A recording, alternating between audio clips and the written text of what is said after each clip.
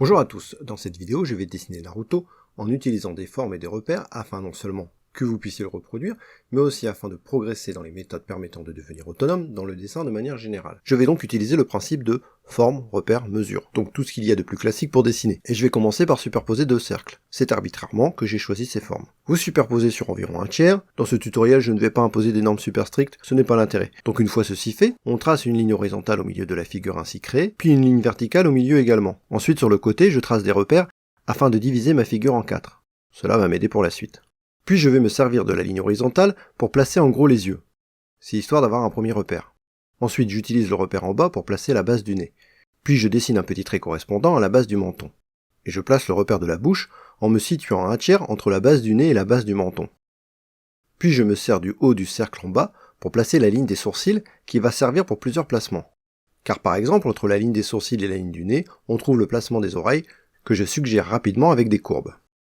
Je resserre un peu car les premières courbes étaient un peu grandes et Naruto n'a pas des oreilles aussi larges. Maintenant je vais me servir des différents repères déjà placés pour dessiner le contour du visage et la mâchoire. Je vais bien sûr me servir de cercles déjà dessinés et d'autres éléments pour repérer l'angle de la mâchoire. Je vais d'une certaine manière me servir des deux formes pour former les côtés du visage.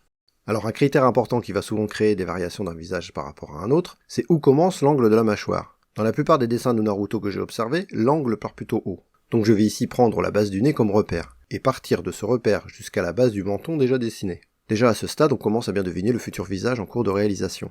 Bien sûr, on fait pareil de l'autre côté.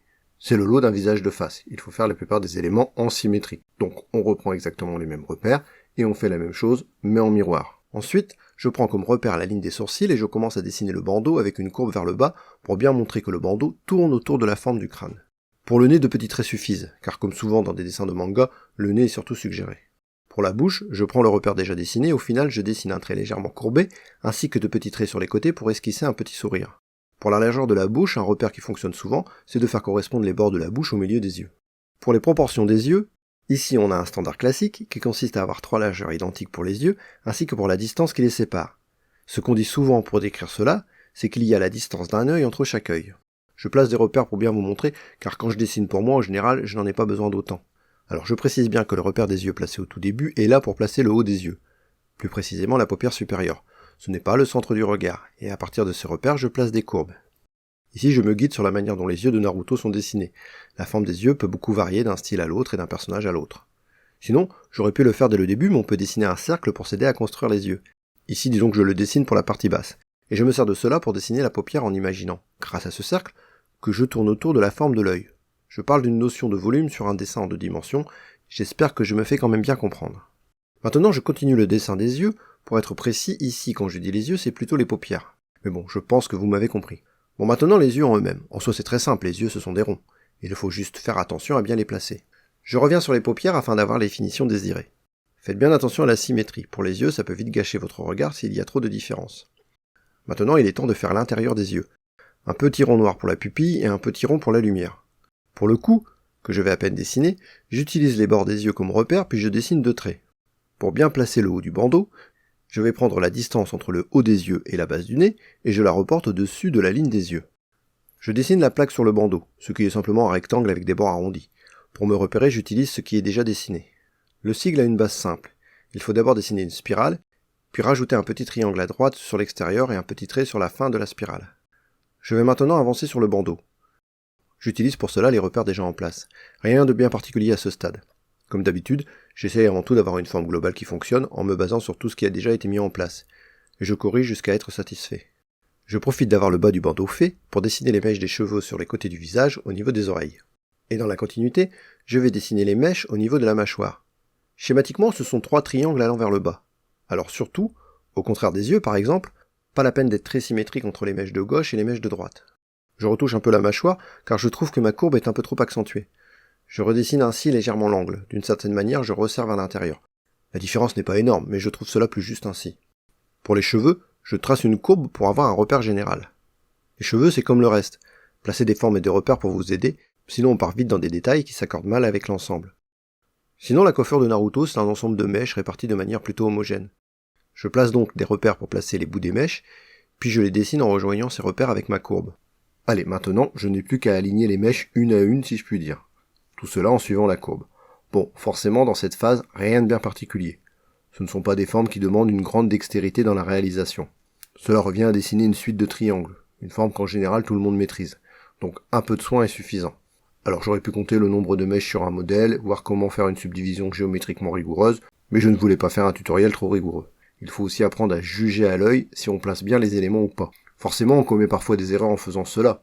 Je me rends compte que justement, niveau homogénéité et ressemblance, ce n'est pas vraiment ça. Mais il n'y a aucune hésitation à avoir. Je retouche mon croquis jusqu'à obtenir l'effet désiré. Alors forcément, cela fait un peu tout un tas de traits qui se chevauchent. Alors perso, ça ne me dérange pas. Je sais quels traits je devrais conserver lors de la prochaine étape.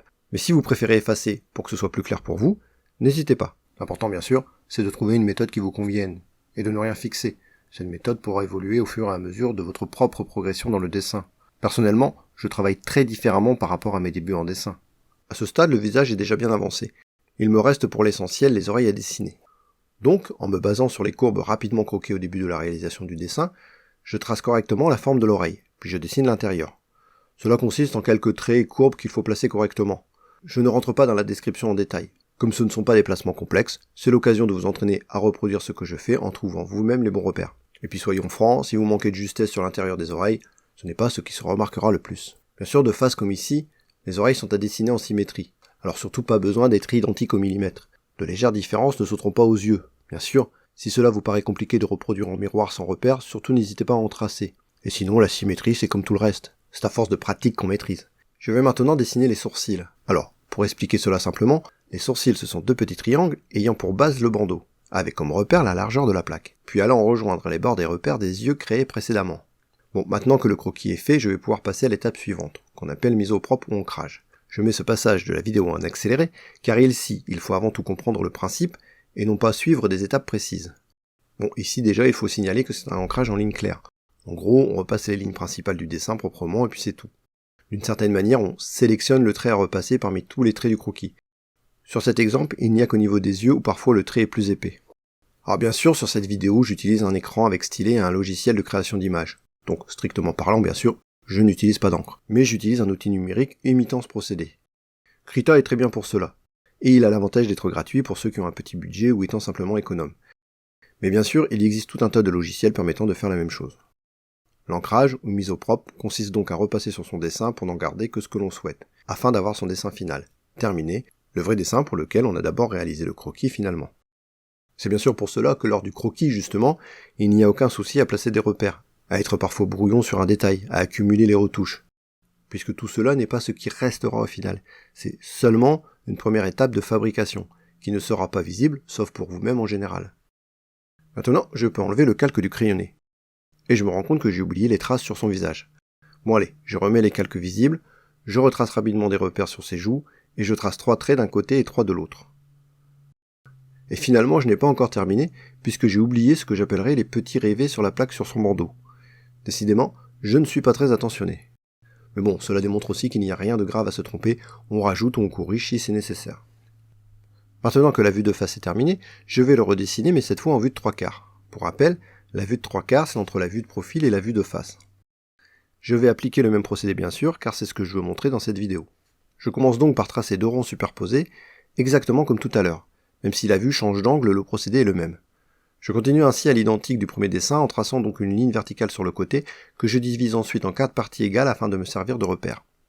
Ensuite une différence avec la ligne verticale qui n'est pas dessinée au centre mais décalée sur la droite, alors que la ligne verticale reste au centre. Et ensuite je dessine une courbe se rajoutant au cercle supérieur afin d'avoir le repère pour l'arrière du crâne. Je corrige mon repère sur ma ligne à droite afin de bien placer la base du nez. Ensuite je pose la base du menton et les repères pour les yeux comme pour le précédent dessin, ainsi que la ligne des sourcils, de nouveau de la même manière.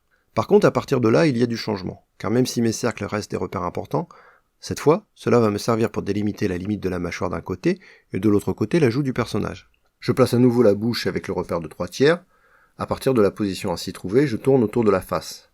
Cela me donne un repère pour pouvoir dessiner la mâchoire des deux côtés, car finalement, même si les deux côtés se dessinent différemment, ils sont réalisés en utilisant le même principe. Sur l'extérieur, je rejoins mon repère obtenu par la ligne de la bouche, et en allant vers le menton et de l'autre côté, c'est la même chose, je rejoins mes 2 repères. Ensuite, je vais dessiner la bouche en utilisant le repère déjà tracé, en dessinant par-dessus à nouveau un trait légèrement courbé, en ajoutant 2 petits traits sur les côtés, pour finir de suggérer l'expression. Pour les yeux, c'est plus délicat, puisque la position de la tête place ceux-ci dans la profondeur. Pour bien procéder, placez les repères de son œil droit, puis en vous basant sur la largeur, reportez-la en plus court pour avoir la séparation avec l'autre œil. Puis la distance de ce repère avec le bord du visage vous donne l'emplacement de son œil gauche. Alors attention, faites des repères mais jugez également si cela semble fonctionner. L'idée est que ce qui s'éloigne s'écrase dans la profondeur. Il faut vraiment bien assimiler cette notion. Pour cette fois, une seule oreille sera visible étant donné la position de la tête. On trouve sa position de la même manière que précédemment. Et je trace la forme principale de l'oreille, qui vue de côté ressemble essentiellement à un rectangle penché. Je vais tracer rapidement la base du cou. Un trait un peu en arrière de la mâchoire, et un autre un peu en arrière du menton. Finalement, en le comparant aux références que j'ai, je trouve que l'angle de la mâchoire est un peu sec, et je me dis que je dois corriger cela. J'adoucis donc en donnant un autre angle au trait vertical de la mâchoire. Maintenant, je commence à dessiner le bandeau. Bien sûr, faire attention à bien rendre le fait qu'il suit le contour du crâne qui est en courbe. Puis je dessine la plaque sur le bandeau. Finalement, ça ne change pas. La base reste un rectangle au bord arrondi. Seul le placement est différent puisque la tête est tournée. Bien sûr, ensuite, je place le signe, toujours à partir du dessin d'une spirale, avec en plus les petits détails déjà évoqués plus haut. Je reviens avancer sur le bandeau. Je pense qu'on voit comment je trace souvent des petits traits, d'abord tout juste esquissés, avant de revenir les accentuer. Je dessine maintenant les mèches en bas. Toujours 3 petits triangles pointant vers le bas. Je ne vais pas faire la même erreur que tout à l'heure et placer tout de suite mes repères pour les traits sur son visage afin de ne pas les oublier. 2 courbes pour placer la zone, puis les 3 traits. J'accentue légèrement la pommette. Ça la fait un peu plus ressortir, cela donne un peu plus d'expressivité ainsi. Comme toujours, bien sûr, on n'hésite pas à corriger si on juge que c'est nécessaire. De face, le nez est suggéré. Mais avec cette vue, il faut quand même en dessiner la silhouette. Légèrement, il est vrai. Sur le premier tiers, on fait un trait partant du repère des yeux vers la ligne verticale, puis on repart dans l'autre sens pour finir avec une légère courbe au niveau du repère du nez. Pour les yeux, hormis la prise en compte de la profondeur, on doit comme sur le précédent dessin avant tout s'évertuer à bien faire les détails, mais en tenant bien compte que l'œil s'éloignant reprend les mêmes éléments visuels mais en s'écrasant. Le meilleur exemple pour expliquer cela est peut-être le rond. Un rond de face est bien rond en toute logique.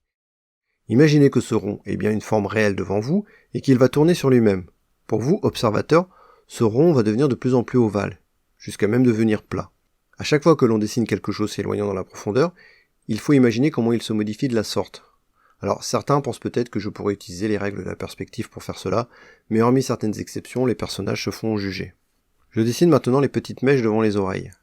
Les sourcils, c'est exactement la même chose que pour le dessin de face. L'angle de vue ne change pas les repères utilisés, et c'est d'ailleurs tout l'intérêt de dessiner ainsi. Bon allez, je reviens un peu vers le bandeau pour quelques retouches. Maintenant l'oreille, même principe que tout à l'heure.